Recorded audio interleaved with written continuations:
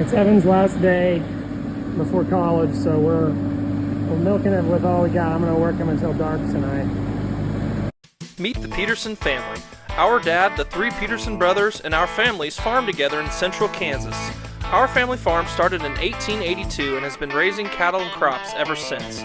Please subscribe to this channel and give us a like and a comment if you enjoy the video.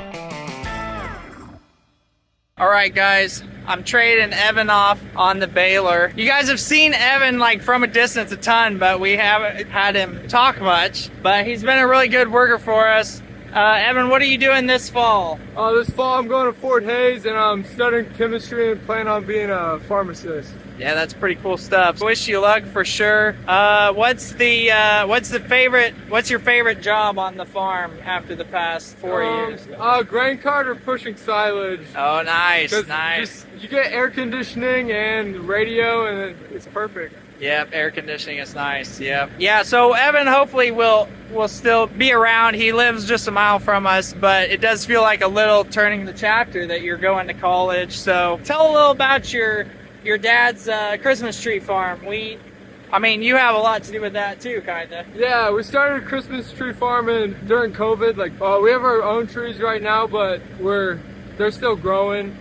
So we bring trees in from South Carolina and sell pre-cut trees right now. Yeah, so you guys can check out their YouTube channel if they're good neighbors, and we try to be good neighbors, and hopefully we haven't worked you too hard and taught you only good things. I'm sure we haven't taught you anything bad, but no. Anything else you want to say to... It was a great 4 years. I learned a lot of good life lessons and it was fun. Good deal. Well, we wish you luck. Hopefully we'll still get you around for some help here and there, but we know you'll be doing good things at Hayes and on farther, so. Yep, thank you. Yeah, thanks for all your help. I am off to set up a catch pen at a pasture back from Blair's birthday party. And Nathan got this pivot going on the double crop Milo, so that's a good thing because the last 2 afternoons have been very hot and very windy and dry.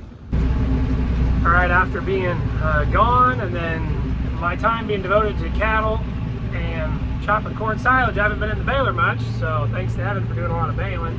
But I'm getting to bale some sorghum Sudan now. Saturday night, there's a decent amount of chance of rain on Sunday night and Monday, so we're going to try to finish these last 20 acres. This is our third field of Sudan that we have done. We'll have a decent amount of hay, and we still have some millet left to do, and then some double crop stuff that's after wheat. This, what I'm doing right now, is full season. I'm almost done. I got like a down and back left. Enjoying a nice full moon. And there's the windrow.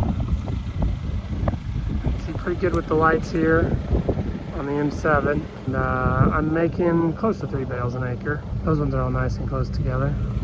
The field was actually split between sorghum Sudan, millet, and sorghum to chop. So that stuff over there is well over 8 feet tall. It might be 10 feet tall in some places. And then this is making 3 bales an acre. And the millet will probably make a little bit less than this, but it's a little higher leaf content. So this is the little guy that lost his mom for a couple days. And we got his mom put back. She showed up in neighbor's yard and they called us. Calf's mom's over there with the group. We're back to having the right amount in this pasture. That was a huge moment of answered prayer to get that cow and calf back together. If you lose a cow, that calf's not going to do very well. And so I'm just very relieved they're back together and praising God that the cow showed up in a place we could catch it and was very calm. Well, it's a new week. We got a nice little rain shower last night. So we got a rain shower Saturday night too, but it was only like 20 hundredths. But now combined with this, I had close to 0.6 in my gauge, so over half an inch. That's a pretty nice shower to keep things going. Hopefully we will get some more in a week or something. It looks like this coming week's gonna be kind of hot, but you know, we've had surprises this year. So we got the irrigation running on the double crop Milo, the big pond up here at our home place, and it has a leak in the line going up to the pivot, and we still haven't got it fixed. So we're gonna have some really nicely irrigated Milo there where it's leaking, but I've just left it running. Like, it didn't rain enough to be overwatering with the irrigation because the Milo was getting kind of dry by the time we got it started. I also didn't get fuel ordered in time for that engine. So I hauled one trailer load down there when we were getting it started, and it hasn't run out of fuel yet. I almost thought it would overnight. And now that it rained a little and it's kind of muddy, I'm worried that the fuel truck wouldn't be able to get down there. So I guess I'm gonna haul more down there and just leave it running. But sometime it'd be nice to dig up the leak and fix that. The cutter, the chopper, the forage harvester, whatever you want to call it, was a little low on power when we finished up on Friday. It got so hot and windy, and then we went and worked on the irrigation. But so we're gonna put some fuel filters on it and see if that helps it here by the time we chop again.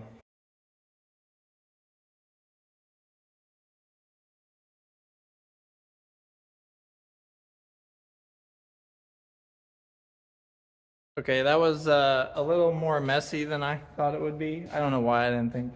I did put cardboard under it, but it leaked some fuel out on our floor. But now hopefully that'll be ready to go when it's time again. We also need to catch up on spraying, so it's got kind of hectic here in August. When these cows came in, it's been pretty hot, but we got a nice cool morning to work them. Shower last night and 3 days of 80 degrees. Well, 3 days of highs in the 80s coming up. So we're gonna get these work. Mostly heifers from El Dorado, less than the heifers from Georgia. Got the El Dorado cattle worked. Besides heifers, there's just a few steers on there. And now we're gonna work for that big group from down south. All right, I got that bull in there all by myself. I had given Nathan on standby that I might need him to help me chase him, but he walked right in. So I'll have to let some of these cows out, but I think I'm gonna go get the trailer hooked up first. And I'll bring a sorting stick back out here. So anyway, he's in there. I'll get him and I'll take these panels down, set them back up at the next pasture and go get the other one maybe either tonight or tomorrow morning. Here's the crop of calves coming along. They don't really care that much about the distillers, so most of them stay out. They're growing. They'll be done with native grass probably sometime end of August, and we'll move them onto that sedan mix that we grew after wheat. Okay, I've got it down to a bull and 3 cows. Really don't want to let the bull slip out of my wing here, so I got to be careful. Well, that wasn't bad at all. The bull wanted to get on the trailer and the cow wanted to stay in the pen. Got a pickup to put these panels back up.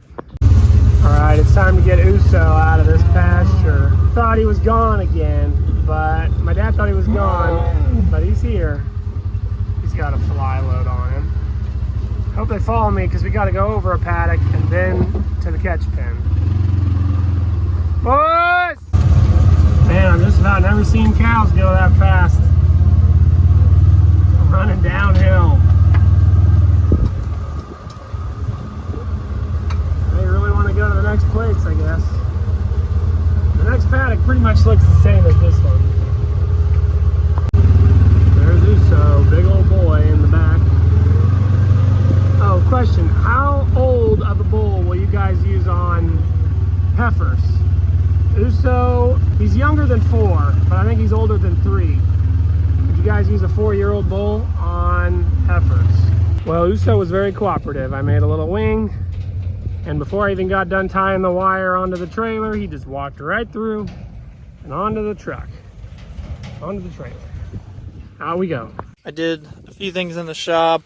Checked on all the irrigation. It's still sprinkling, so I wanted to go out maybe spray at some point today. But I decided I'd do some crop scouting. I haven't looked at any of this stuff for a while. But I'm gonna get soaked while doing it because all the leaves are wet. These are the beans we had a cover crop on. You can see the cover crop has mostly gone away. You know, it's done a lot of soaking up. And these beans look really good. I did have to end up spraying them twice just because of all the pigweed seeds from the last 2 years of Milo. I got good control. I didn't use as expensive of residual because I had the cover crop, so I was trying to save money. Probably a mistake with how bad the seed bank was, but they're clean now. And really 2 passes of Liberty is probably the best way to do it anyways. You know, I didn't use as much residual, but then I did 2 passes of generic Liberty, which isn't too many dollars. They are kind of cupped, which If you're a soybean farmer, you know about all the drama with cupped soybeans, but I think they're gonna be fine. I mean, they look fine underneath. Starting to put on pods, lots of flowers. So we haven't had this tall of beans in a while, partly because they're 30-inch planted and they were planted pretty early, but they got a lot of potential. Just need maybe, how about 2 more inches of rain in August? These would be big time beans.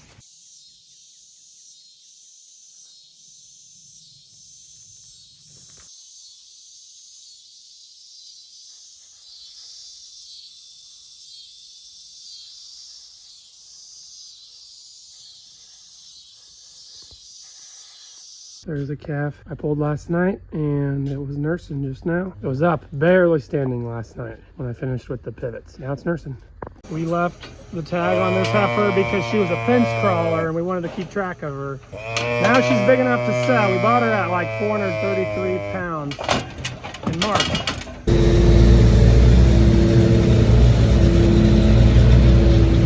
All corn.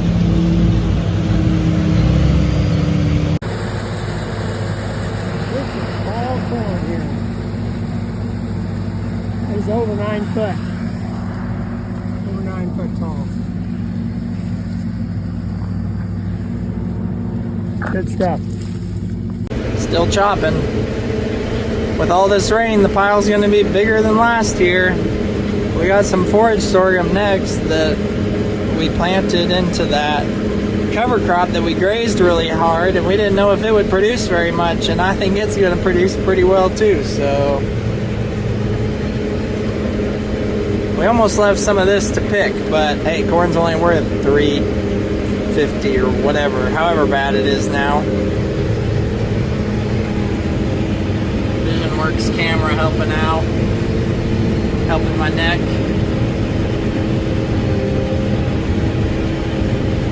When I do down rows, I point it behind me.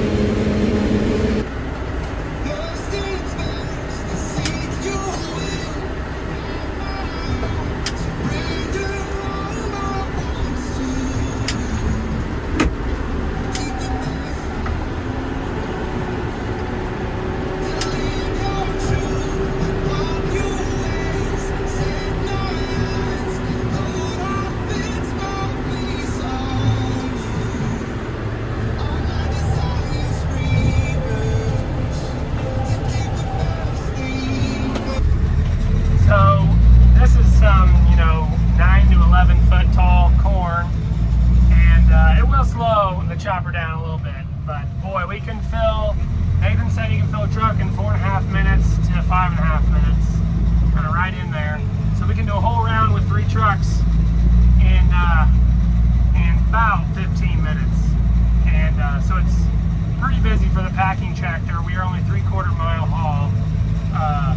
Basically just haul across the field and we're already at our driveway. So pretty good day chopping today. Got about 6 loads left today, we think. All right, that corn silage field is done. We've still got some forage sorghum. Our pile is very big.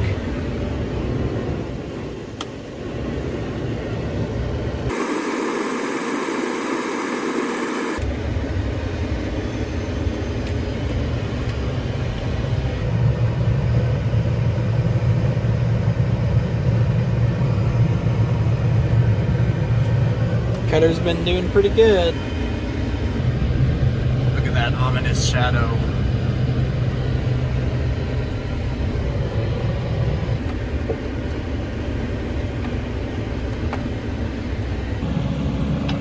There's Greg going up. We were switching around. I had a sleeping kid in my truck, so Greg kept pushing. We tarped these bales a little bit, keep the rain off of them, and we still got to put cane on top of this pile.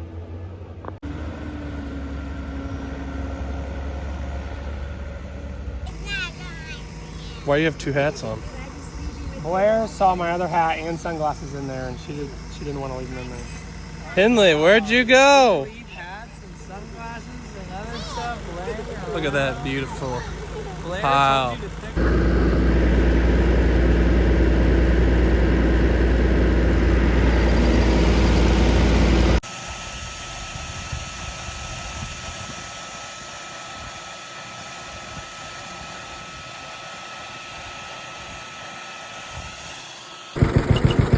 I got some help today while Kaylin's doing something for kindergarten, meeting the teacher. So I took Grady, we're helping Grandpa with the new cattle.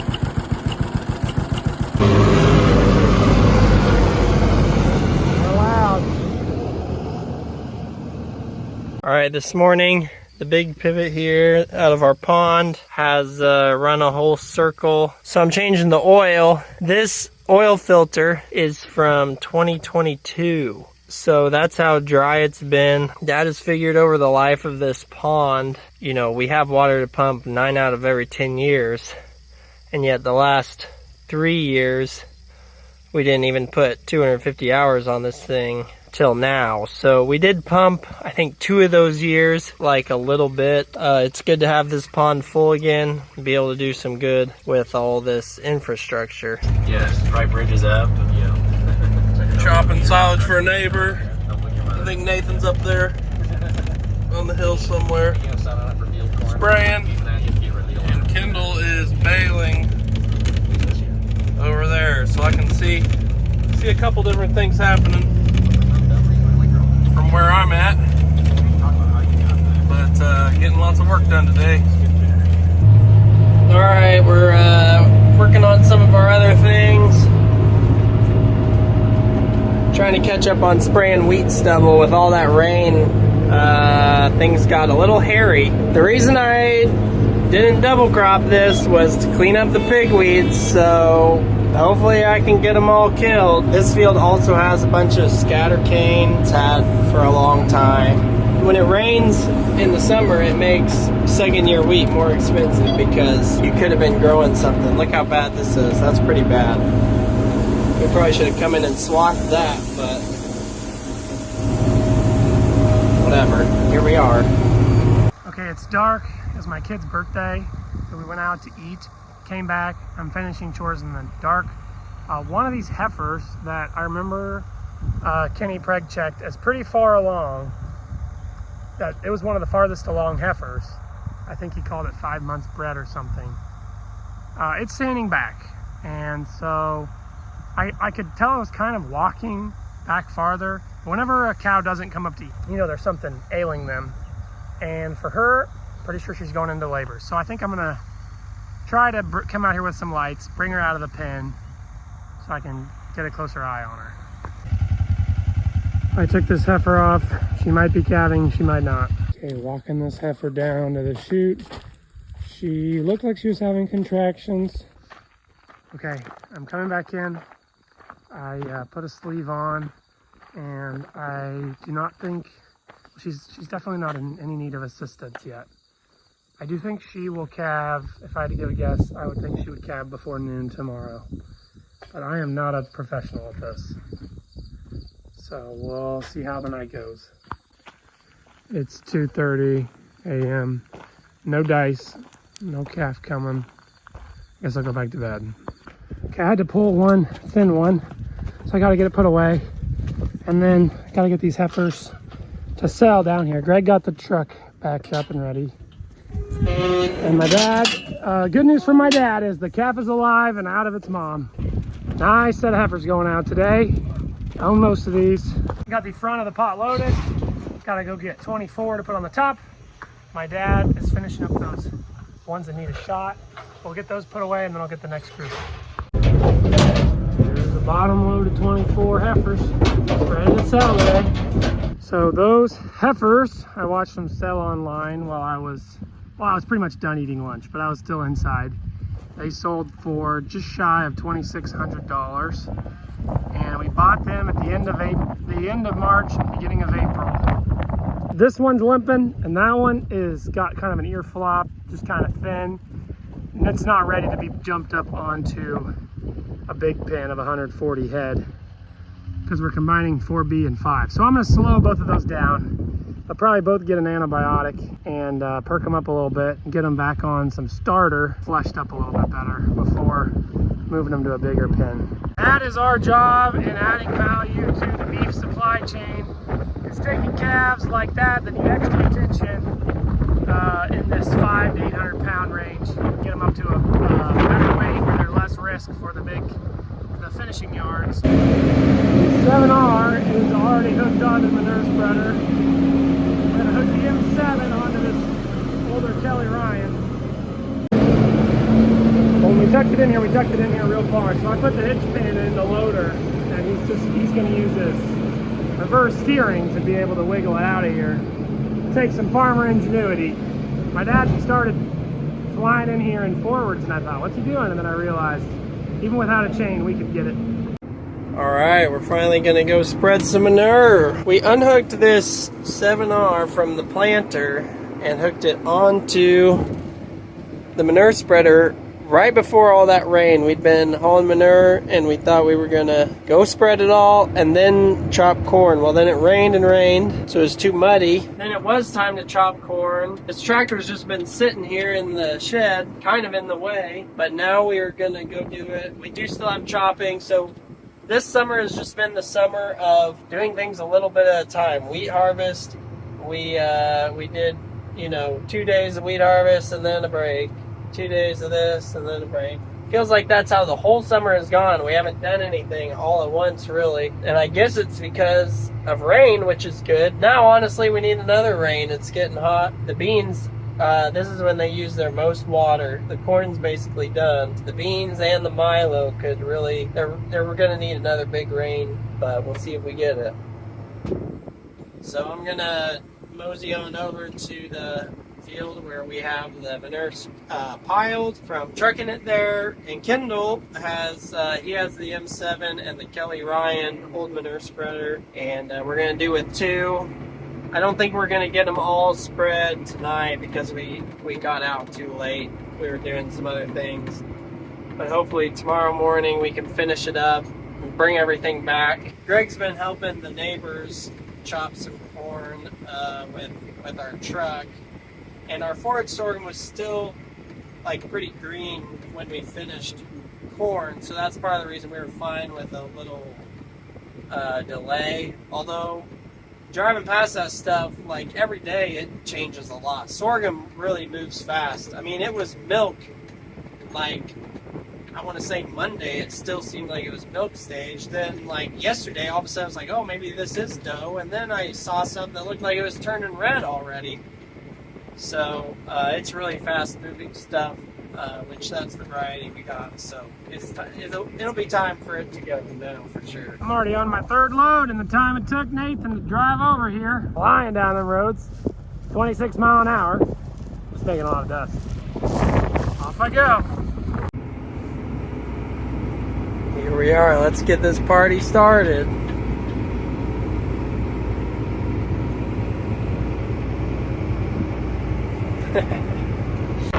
About to pick up some bales.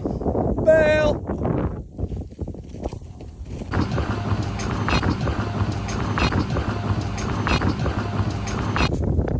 I got a few left we'll have to come back for. Also, yeah, no AC in the 7130. That's fun. 95 degrees today. All right, we're getting after it. Dad and Kendall had to fix a chain on the old manure spreader, but yeah, that's all it was. So hopefully it doesn't happen again. So as I pull up, Nathan is finishing loading, and he just leaves the loader empty and then takes off. And whenever I finish, I make the loader bucket full to save him a half a scoop.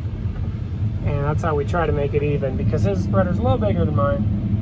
So I'm going east to west and filling in what's south of the pile, and he dumps in and goes north to south. My spread is not with a GPS. I just drive a couple feet over from the last pass. And his pass is perfect on a straight line, AV line. But we're getting the job done. Load after load of manure. Nathan's coming back that direction, and we rotate who's in the loader, and then we spread back and forth. Alright, Nathan's full. We just got the last little bit of pile is always a little tougher to get slicked up, but boy, this big bucket is sure nice. I can fill this one in 2 scoops. When you don't want to mow your yard, you just put a fence around it and you turn some cows out on it. This is pulled the bulls off the pasture and we put them with these cows. They're the ones been eating weeds. It's about time for them to go up so they can calve at the home place. So this is their little nook, and then they go back in that cattle pen to get water. Life of a cattle feeder means that I woke up today thinking we'll just sell. The board was down some. Thought we would sell our 65 heifers. We wouldn't buy back this week because we bought over 100 last week. Well, Josh, order buyer, texted me. He thought he could get some for a little cheaper. So we ended up buying quite a few 6-weight steers today, 630, a package of 650, and then one package below, I think down at like 560. So we're getting a load of 55 calves tonight. So we'll keep our cattle numbers pretty much consistent. Thanks for watching, everyone. Check out our music videos linked in the description. You can also follow us on Facebook, Instagram, TikTok, Twitter, Snapchat, and explore our website, www.petersonfarmbrothers.com. See you guys next time.